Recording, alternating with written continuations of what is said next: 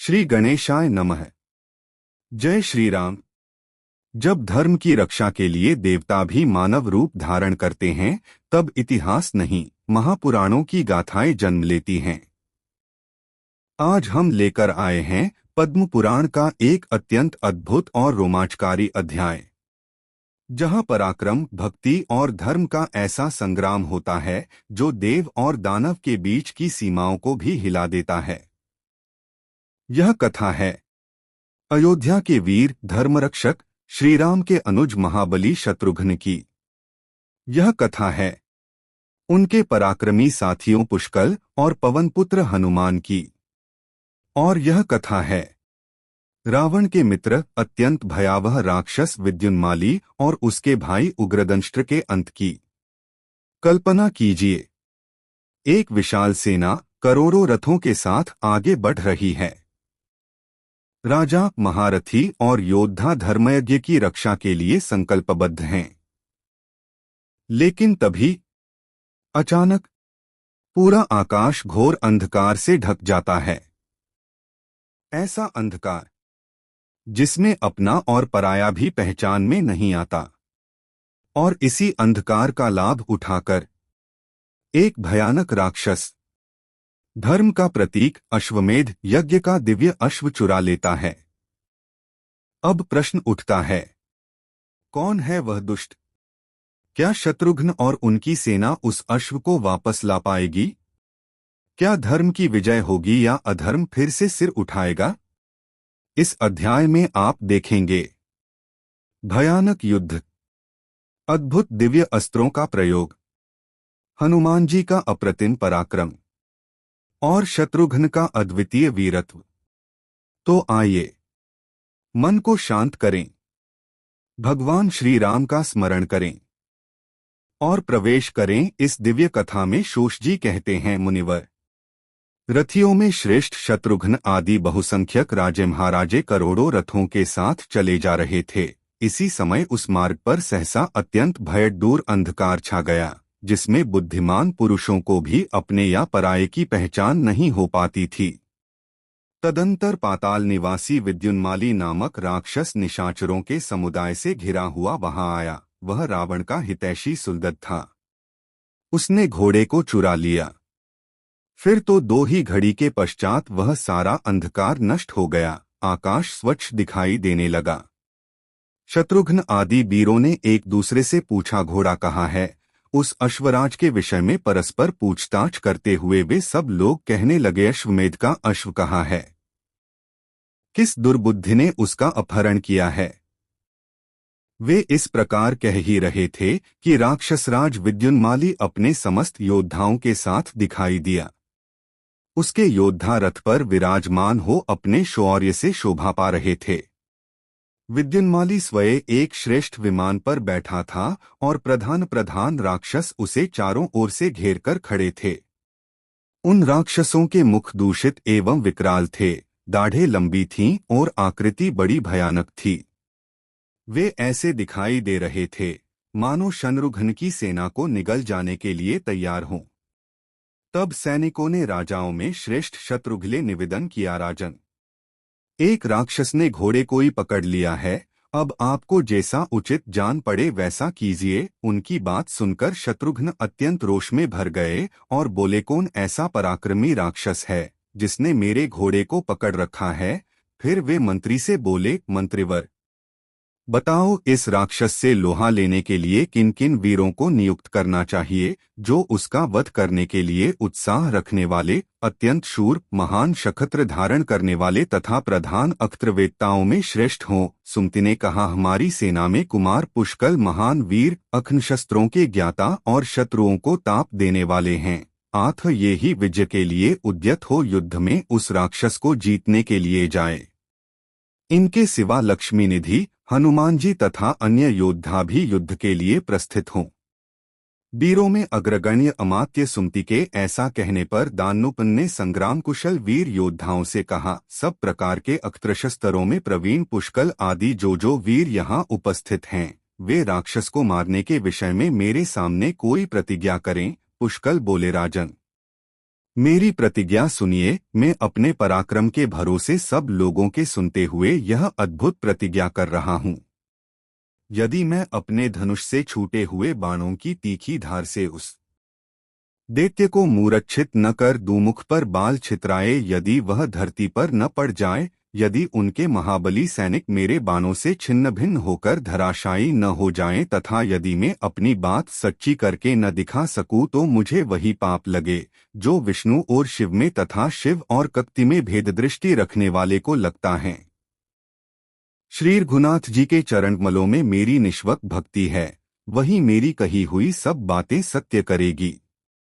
पुष्कल की प्रतिज्ञा सुनकर युद्धकुशल हनुमान जी ने श्री रामचंद्र जी के चरणों का स्मरण करते हुए यह कल्याणमय वचन कहा। योगी जन अपने हृदय में नित्य निरंतर जिनका ध्यान किया करते हैं, देवता और असुर भी अपना मुकुटमंडित मस्तक झुकाकर जिनके चरणों में प्रणाम करते हैं, तथा बड़े बड़े लोकेश्वर जिनकी पूजा करते हैं, वे अयोध्या के अधिनायक भगवान श्री रामचंद्र जी मेरे स्वामी हैं। मैं उनका स्मरण करके जो कुछ कहता हूँ वह सब सत्य होगा। राजन, अपनी इच्छा के अनुसार चलने वाले विमान पर बैठा हुआ यह दुर्बल एवं तुच्छ दैत्य किस गिनती में है? शीघ्र आज्ञा दीजिए, मैं अकेला ही इसे मार गिराऊंगा। राजा श्री रघुनाथ जी तथा महारानी जनक किशोरी की कृपा से इस पृथ्वी पर कोई ऐसा कार्य नहीं है जो मेरे लिए कभी भी असाध्य हो।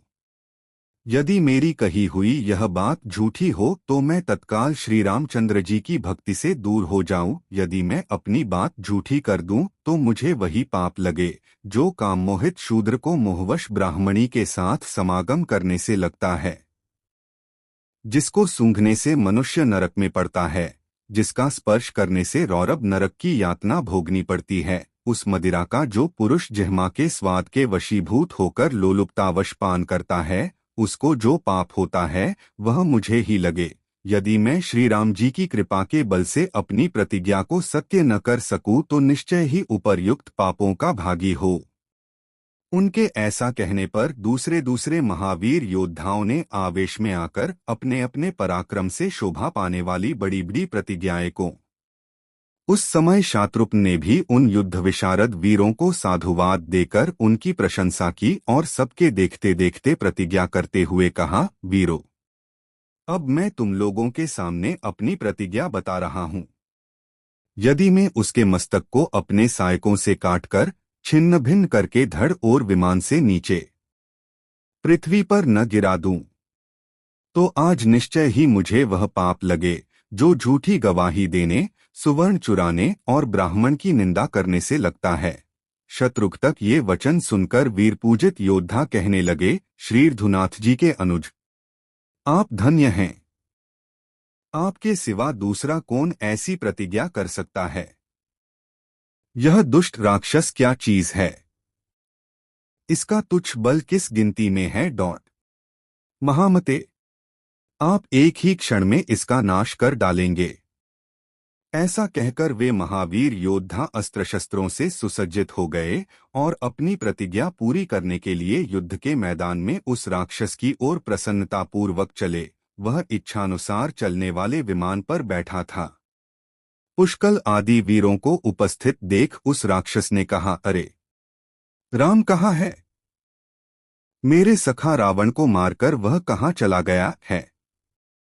आज उसको और उसके भाई को भी मारकर उन दोनों के कंठ से निकलती हुई रक्त की धारा का पान करूंगा और इस प्रकार रावण वध का बदला चुकाऊंगा। पुष्कल ने कहा, दुर्बुद्धि निशाचर, क्यों इतनी दोखी बघार रहा है? अच्छे योद्धा संग्राम में डींग नहीं होंकते, अपने अक्षशस्त्रों की वर्षा करके पराक्रम दिखाते हैं। जिन्होंने सुहद सेना और सवारियों सहित रावण का संहार किया है, उन भगवान श्री रामक अश्व को लेकर तू कहाँ जा सकता है? सरोज जी कहते हैं, युद्ध में उन्मत्त होकर लड़ने वाले वीर पुष्कल को ऐसी बातें करते देख राक्षसराज विद्युन्माली ने उनकी छाती को लक्ष्य करके बड़े वेग से शक्ति का प्रहार किया। उसे आती देख पुष्कल ने तेज धार वाले तीखे बाणों से उसके टुकड़े टुकड़े कर डाले तथा अपने धनुष पर बहुत से बाणों का संधान किया, जो बड़े ही तीक्ष्ण और मन के समान चेकशाली थे। वे बाण राक्षस की छाती में लगकर तुरंत ही रक्त की धारा बहाने लगे। पुष्कल के बाण प्रहार से राक्षस पर मोह छा गया। उसके मस्तिष्क में चक्कर आन लगा तथा वह अचेत हाकर अपने कामक विमान से धरती पर गिर पड़ा। विद्युन्माली का छोटा भाई उग्मदंष्ट वहां मौजूद था। उसने अपने बड़े भाई को जब गिरते देखा तो उसे पकड़ लिया और पुनः विमान के भीतर ही पहुंचा दिया, क्योंकि विमान के बाहर उसे हाथों की ओर से अनिष्ट प्राप्त होने की आशंका थी। उसने बलवानों में श्रेष्ठ पुष्कल से बड़े रोष के साथ कहा, दुर्मत, मेरे भाई को गिराकर अब तू कहाँ जाएगा। पुष्कलक नेत्र भी क्रोधस लाल हो उठे थे। उग्रदंष्ट उपर्युक्त बातें कह ही रहा था कि उन्होंने 10 बाणों से उस दुष्ट की छाती में वेगपूर्वक प्रहार किया। उनकी चोट से व्यथित होकर दैत्य ने एक जलता हुआ त्रिशूल हाथ में लिया, जिससे अग्नि की 3 शिखाएं उठ रही थीं। महावीर पुष्कल के हृदय में वह भयजूर त्रिशूल लगा और वे गहरी मूर्छा को प्राप्त हो रथ पर गिर पड़े। पुष्कक को मूर्छित जानकर पवननंदन हनुमान जी मन ही मन क्रोध से अस्थिर हो उठे और उस राक्षस से बोले, दुर्बुद्धे, मैं युद्ध लिए उपस्थित हूँ, मेरे रहते तू कहाँ जा सकता है? तू घोड़े का चोर है और सामने आ गया है। आठ मैं लातों से मारकर तेरे प्राण ले लूंगा। ऐसा कहकर हनुमान जी आकाश में स्थित हो गए और विमान पर बैठे हुए शत्रु पक्ष के योद्धा महान दैत्यों को नखों से विदीर्ण करके मौत के घाट उतारने लगे।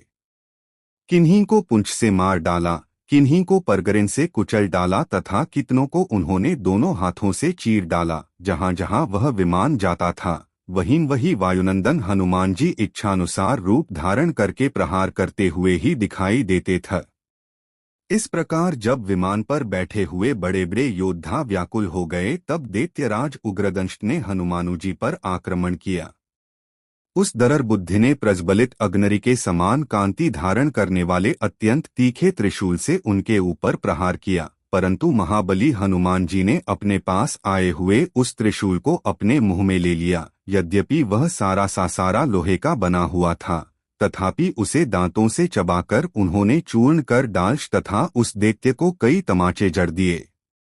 उनके थप्पड़ों की मार खाकर राक्षस को बड़ी पीड़ा हुई और उसने संपूर्ण लोकों में भय उत्पन्न करने वाली माया का प्रयोग किया। उस समय चारों ओर घोर अंधकार छा गया, जिसमें कोई भी दिखाई नहीं देता था। इतने बड़े जनसमुदाय में वहां अपना या पराया कोई भी किसी को पहचान नहीं पाता था। चारों ओर नंगे, कुरूप, उग्र एवं भयंकर दैत्य दिखाई देते थे। उनके बाल बिखरे हुए थे और मुख विकराल प्रतीत होते थे। उस समय सब लोग व्याकुल हो गए, सबको एक दूसरे से भय होने लगा। सभी यह समझकर कि कोई महान उत्पात आया हुआ है, वहां से भागने लगे। तब महायशस्वी शत्रुघ्न जी रथ पर बैठकर वहां आए और भगवान श्री राम का स्मरण करके उन्होंने अपने धनुष पर बाणों का संधान किया। वे बड़े पराक्रमी थे। उन्होंने मोहनाख्र के द्वारा राक्षसी माया का नाश कर दिया और आकाश में उस असुर को लक्ष्य करके बाणों की बौछार आरंभ कर दी। उस समय सारी दिशाएं प्रकाशमय हो गईं, सूर्य के चारों ओर पड़ा हुआ घेरा निवृत्त हो गया। सुवर्णमय पद्म से शोभा पाने वाले लाखों बाण उस राक्षस के विमान पर पड़ने लगे। कुछ ही देर में वह विमान टूटकर पृथ्वी पर गिर पड़ा। वह इतना ऊंचा दिखाई देता था मानो अमरावतीपुरी का एक भाग ही टूटकर भूतल के एक स्थान में पड़ा हो। तब उस दैत्य को बड़ा क्रोध हुआ और उसने अपने धनुष पर अनेकों बाणों का संधान किया तथा रामश्राता शत्रुघ्न को उन बाणों का निशाना बनाकर बड़ी विकट गर्जना की। शजनरुक्न बड़े शक्तिशाली थे। उन्होंने अपने धनुष पर वायव्यास्त्र का प्रयोग किया, जो राक्षसों को कपा देने वाला था। उस अख्र की भार खाकर व्योमचारी भूत बेताल मस्तक के बाल छितराए आकाश से पृथ्वी पर गिरते दिखाई देने लगे। रामभ्राता शत्रुघ्न के उस अख्र को देखकर राक्षस कुमार ने अपने धनुष पर पाशुपतास्त्र का प्रयोग किया। समस्त वीरों का विनाश करने वाले उस अख्र को चारों ओर फैलते देखकर उसका निवारण करने के लिए शत्रुघ्न ने नारायण नामक अख्र छोड़ा। नारायणाखसर ने एक ही क्षण में शत्रु पक्ष के सभी अस्त्रों को शांत कर दिया। निशाचरों के छोड़े हुए सभी बाण विलीन हो गए। तब विद्युन्माली ने क्रोध में भरकर शत्रुघ्न को मारने के लिए एक तीक्ष्ण एवं भयडूर त्रिशूल हाथ में लिया। उसे शूल हाथ में लिए आते देख शतरुघ्न ने अर्धचंद्राकार बाण से उसकी भुजा काट डाली। फिर कुंडलों सहित उसके मस्तक को भी धड़ से अलग कर दिया।